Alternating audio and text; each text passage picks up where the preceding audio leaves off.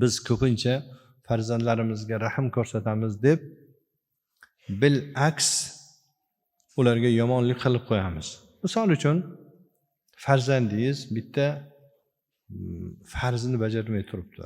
Deylikki, ro'za tutmay turibdi. To'xta, endi bu hali sal yoshroq, balog'atga yetgan, ro'za farz bo'lgan, unga mehr ko'rsatib ro'zadan to'xtatishingiz bu mehirsizligingiz bo'ladi.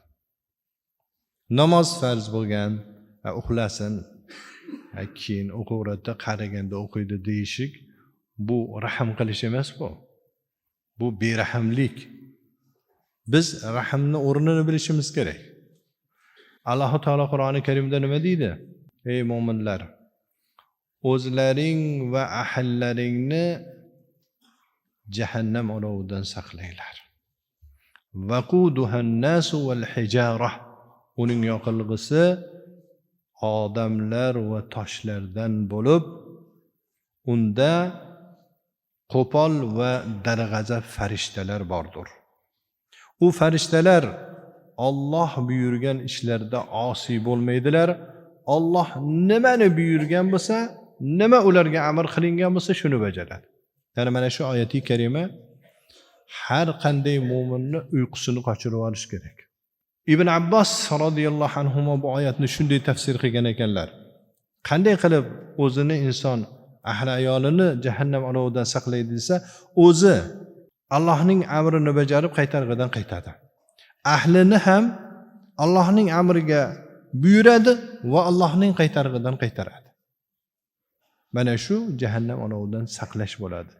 Endi Alloh taolo Qur'oni Karimning bu oyati karimasida jahannamni birozgina qisqa bayon qildi. U qanaqa jahannam? Uning yoqilg'isi o'tinlar bo'lmaydi.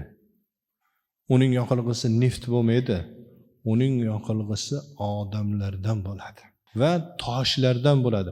Ya'ni jahannamning harorati shu qadar qattiq qizdiriladiki, jahannam tosh yonib ketadi. Odamlardan murod jahannamiylar.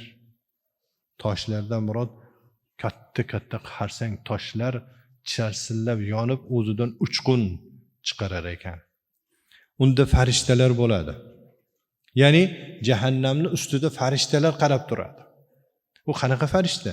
Biz farishta deganda mehribon bir yaralmishlarni tushunamizda, Alloh taolo bu farishtalar haqida aytayapti. G'ilaz, dag'al, qo'pol. Shiddat, darg'azab, shunaqa farishtalarki, ularda umuman rahm degan narsa yo'q. Alloh buyurganini bajaradi, o'zicha hech narsa qila olmaydi. Mana shu oyati karima bizni tark etmaslik kerak. Yodimizdan chiqib qolmasligi kerak.